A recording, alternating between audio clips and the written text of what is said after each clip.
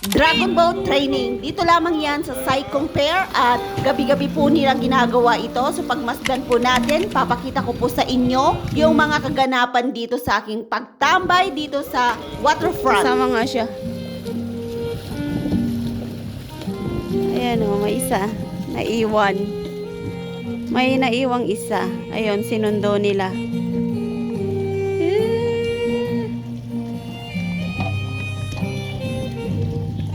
Magpa-practice. Saan siya? Sa harap. Ayan na. Diba? Doon siya sa harap.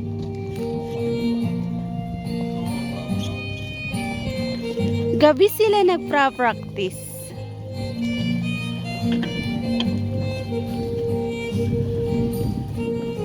Ayan, galing.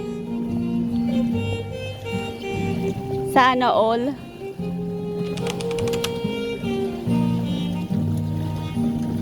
Bye bye. Bye. Bye. Bye. Bye. Wala na sila. Malayo na sila. Ang bilis. Bilis nila ah. Yun na. Malayo na sila.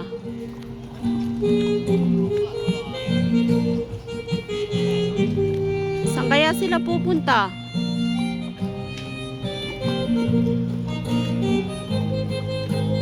Bilis nila oh. Ayun, ilaw-ilaw na lang yung nakikita natin.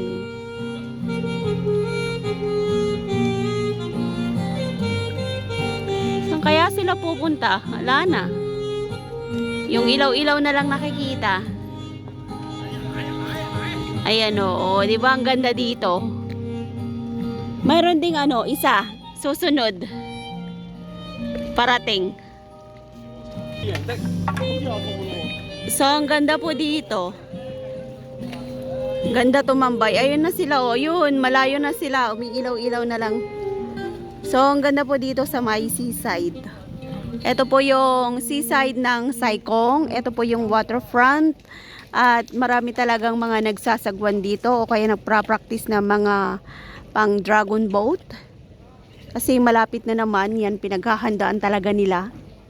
So, sana po nag-enjoy kayo sa aking ibinahagi dito. At dito naman, may tumutugtog na float.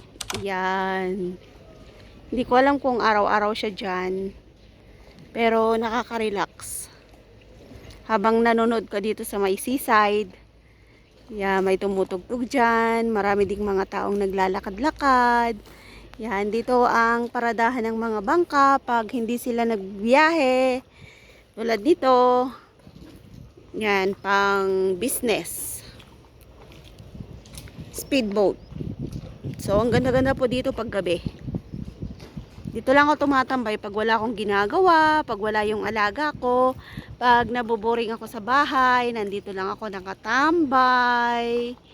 So, thank you for watching po sa inyong lahat. Sana po nagustuhan nyo yung ating video for today. Thank you so much. Please subscribe Lynn Jico Vlogs and don't forget to ring the bell for more videos. Maraming salamat po sa inyong lahat.